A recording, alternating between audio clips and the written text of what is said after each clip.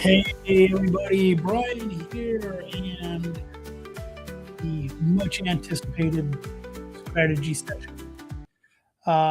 So wanted to come on, and just kind of give people a little bit of an idea how AI strategy sessions can work for them.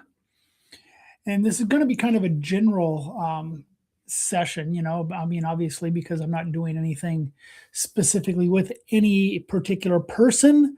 But nonetheless, I'm still going to go over stuff so you have an idea what is going on. Anyway, so let's get into this. So I actually came up with a structure a while back called Compass, and it stands for capture, observe, map, prioritize, analyze, streamline, and scale.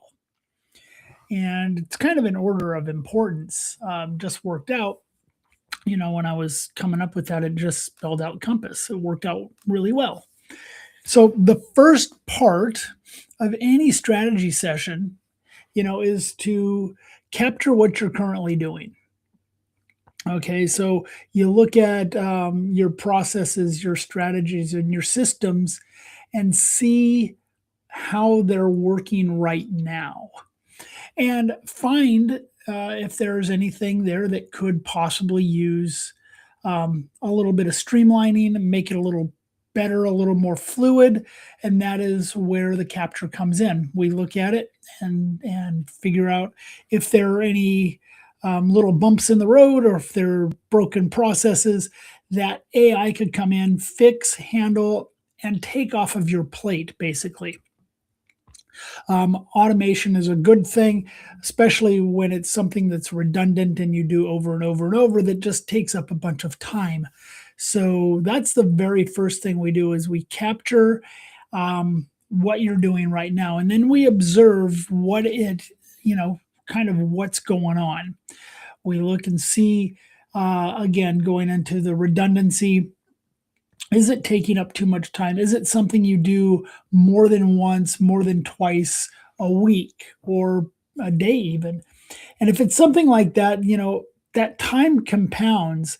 And if that time compounds and it's something that can be put into an AI system or strategy, then that is a better way to go because now we've got all of these AI tools. And I'm not going to talk about anything specifically, but there are AI tools that can step in on your behalf and take over certain things. Now, that's not saying that anybody should be taken out of the loop. You should always have a human in the loop somewhere. If you're doing like content creation, for example, you shouldn't publish the content until you've actually looked at it and edited it because, AI does what AI does and isn't always the best output. But if you're getting emails on a regular basis, that's answering the same or asking the same questions, or their product fulfillment, order fulfillment type things, you can have those automated to where people just go and, or sorry, the AI just goes and responds to that. And you could have templates of emails that could be personalized to the person that sent you the question and go ahead and answer their question, automatically without having to worry about it. And that would take a bunch of time off of a lot of people's plates. I know it takes time off of mine. It takes time off of the clients as well. So the next thing we do is we map out your new process. And going back to the email system, for example, we could look at the email coming in, the type of question that it's asking. From that type, we can route it or send it down the right path for that specific question or specific type of question. And then read it, the AI would read it, and then respond to the question, like I said before, and send a proper response based on predetermined answers. But if it's put together correctly, those predetermined answers can actually come across to that recipient as if you wrote it to them personally. Okay, that's just one way. So we map that out. We look at uh, different ways that would make it a little more streamlined and a little more smooth for you, rather than just just being lumpy, as it were. Um, so that's the mapping part of this. Next thing we're going to do is we're going to prioritize. We're going to, bring in leadership. We're going to see who owns this project, and and work together to figure out what the order of steps should be. If we've got multiple different processes that we're working into this strategy, which one comes first?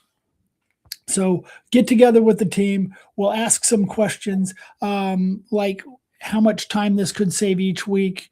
Um, does it touch revenue, or is it a retention type of a strategy that we're working here?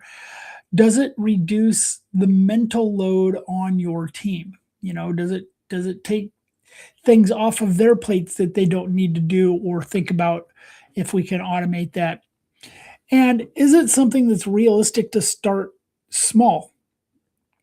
So can it just begin uh, incrementally? So many business owners, they come to me, and they come to to AI tools, and they look, and there's so many tools out there, and it's overwhelming for most people. And I get it, because just on the large language model side of things, you're looking at ChatGPT, you're looking at Claude, Perplexity, Gemini. I mean, that's just a couple. I mean, there's a list of them. Po or Pi, and I mean, there's just you can just keep going down the list. So we want to prioritize what are the most important things that you need to accomplish with an AI system. Again, start small. Don't worry about having to do everything all at once. That can be definitely overwhelming. So go there, and then just work that one thing. Now, what we want to do after that is analyze. So there's our A in the compass, and we want to look at and see how it's working. Are these new strategies and new systems, are they working and bringing the result that we want them to bring? So we have to test those and analyze and look at the data. It's all about the numbers. That's usually going to take about 30 to 60 days to get real good data. But so many business owners ignore the data. And now it's so easy to collect that there's really not a good excuse anymore of why we're not getting that and using it to our benefit. I know my dad I used to ask him all the time. It's like, well, where do these calls come from? We were running ads, and he would, not ask where those ads were or those calls were coming from. So we weren't getting that data. We didn't know where to put more money for his advertisements for his roofing company at the time, because we had nothing to work with. So we want to look at all these numbers, because they're there to be collected, and see if it's doing what we wanted it to do. It's really easy now too to analyze those numbers. You can stick all of your stuff into something like ChatGPT and say, okay, analyze these. Tell me where the commonalities are, where we're slipping, where we're missing, where we're gaining ground, where we're excelling. And you can do all sorts of different things with those models. And probably in this case, Claude would be better because it does better with numbers. So, but again, I'm not going over specific products or large language models or any AI tool. It's just whatever works for that particular task. Next, we're going to go into streamlining and scaling. So after we look at the data, after we look at the analytics and the numbers and make sure everything's working the way we want it to work, now we want to streamline it. We want to make it even better. We want to tighten it up a little bit, see if we can tweak some things to make it a little smoother, both for internal and for the clients. And if there's a way to do that, then we can do that, clean it up. Um, and again, that all comes from the numbers for sure. And then the next step would be to scale, add in another product or system into our strategy of making things work for you, and running Compass one more time. So that is kind of how this whole thing works. You work through, you collect the data, you observe what's going on, you map it out, you analyze your information, and then you streamline it, make it smoother, and then scale it and do it again and again. And you don't have to start big. And that is probably one of the biggest, sorry for redundant words, but that's one of the biggest things that people need to understand is you don't have to start with this big, overwhelming thing. Find one little thing, especially if you're not sure or comfortable about adopting AI into your business. A lot of small businesses that I work with aren't quite sure about this whole AI thing. It's scary, and I get it. So in that case, start small. Don't do, money type things with it. Email, content creation, simple, easy things. But then you want to, build the right strategy for that. And that's where that goes. So I am open to questions if anybody has any questions. This did go a little quicker than I expected it to, but if you've ever been to one of my events, it's kind of funny. I always put together these PowerPoints, and the funny thing about the PowerPoints is I never follow them. They last for about 5 or 10 minutes, and then after that, I go out on my own. I mean, I know the information that I want to talk about, so I just go down those paths. So if you have any questions, definitely drop them in. I'd love to answer anything. But one of my goals was to not go over any specific products. And I didn't know how I was going to run this necessarily because I didn't have a specific client that I was working with and answering questions for. So just kind of get this rolling. And if there are any questions to ask, then I'll answer them. And if not, we'll get ready to wrap it up.